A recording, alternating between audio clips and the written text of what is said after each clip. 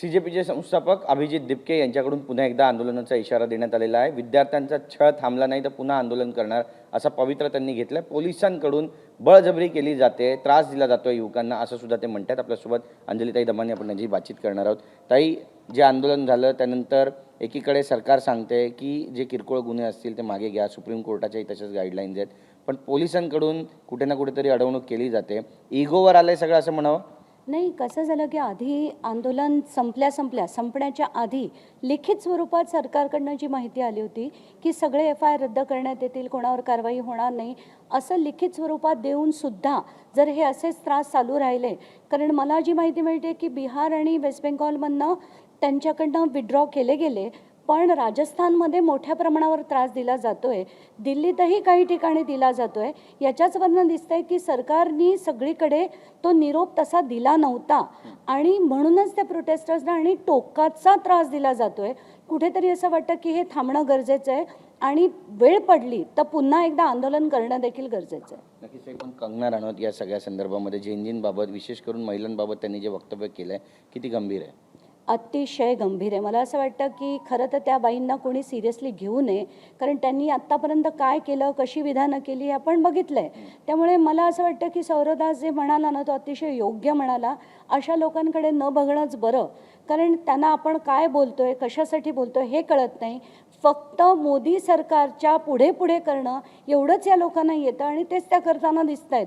कारण जेनझीना gutter protesters म्हणण्याची त्यांनी हिम्मत कशी केली? पहिलं तर स्वतः त्या अतिशय हलाखीच्या परिस्थितीतनं वर आलेल्या, कधी कधी तर त्या म्हणजे मला जी माहिती मिळते की ब्रेड आणि त्याच्यावर लोणचं लावून देखील त्यांनी दिवस काढलेले होते।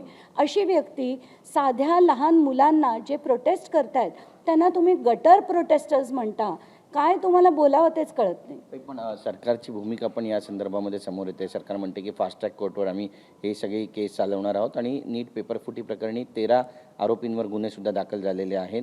लवकरात लवकर निकाल लागेल असा मानस सरकारचा आहे, खरं वाटतंय? एकीकडे असं सांगितलं जातंय की फास्ट ट्रॅक कोर्ट झाले, 13 जणांवर गुन्हे झाले, पण दुसरीकडे जर आपण बघितलं त्या फास्ट ट्रॅक कोर्टच्या पहिल्याच हिअरिंगला त्यांचे स्वतःचे सरकारचे ॲडव्होकेट गैरहजर होते। म्हणजे हे फास्ट ट्रॅक कोर्ट किती सिरियसली ते घेत आहेत हे अतिशय म्हणजे महत्त्वाचं आहे।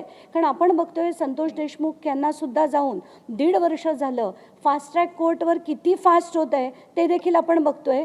तसं हे फास्ट ट्रॅक कोर्ट होऊ नये, सिरियसली त्यांनी करावं, कारण ह्यावेळेस त्यांची गाठ ही जेनझी बरोबर आहे। ते कुठल्याही पद्धतीने या सरकारला सोडणार नाही, एवढं नक्की। पण महाराष्ट्रात सुद्धा याचे पडसाद उमटताना दिसतात का? कारण रोहित पवार यांनी पण गंभीर आरोप केले आहेत। MSCET परीक्षेमध्ये घोटाळा झाला आहे, MPSCचे पेपर फुटलेत असं पण म्हणतात। औषध प्रशासन आयुक्त तुकाराम मुंडे यांची पण त्यांनी भेट घेतली आणि या सगळ्या संदर्भात घोटाळा झाल्याचा त्यांचा आरोप आहे। काय वाटतं नेमकं? नाही, याच्यात 2 गोष्टी मला मांडायच्या आहेत। एक म्हणजे आधी पेपर फुटी झाली, मग चेकिंगमध्ये घोटाळे झाले आणि आता तिसऱ्यांदा कळतंय की तुम्हाला सेंटर कुठलं हवं आहे याच्यावर सुद्धा जो मोठा वाद निर्माण झाला आहे की तुम्हाला 99% हवे असतील तर तुम्ही या सेंटरमधनं परीक्षा दिली तर तुम्हाला 12 लाखात तुम्हाला डायरेक्टली इंजिनिअरिंगला ॲडमिशन मिळेल अशी खात्री दिली जाते।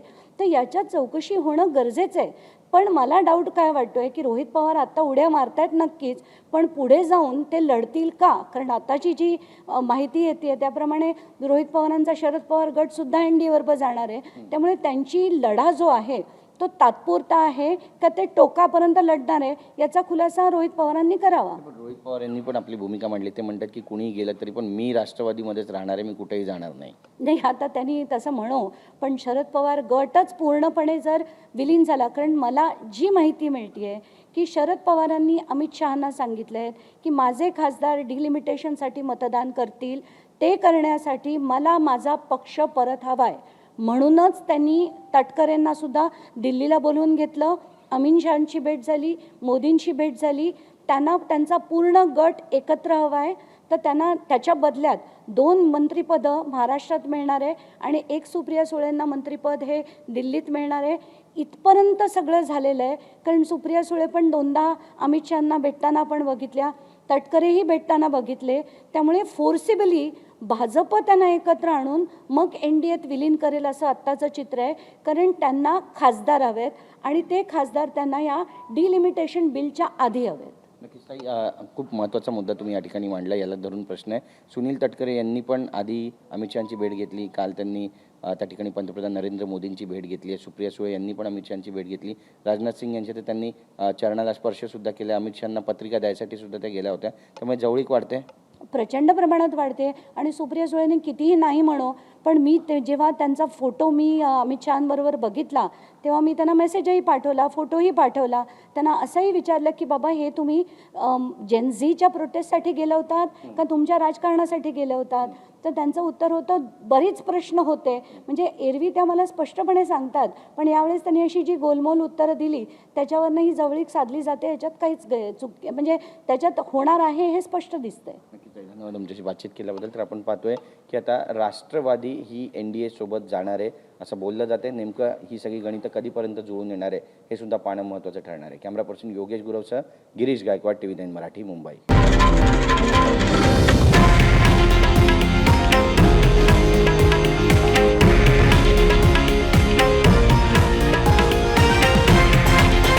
हे आहे देशातील नंबर 1 न्यूज नेटवर्क आणि आपण पाहत आहात TV9 मराठी, एकमेव.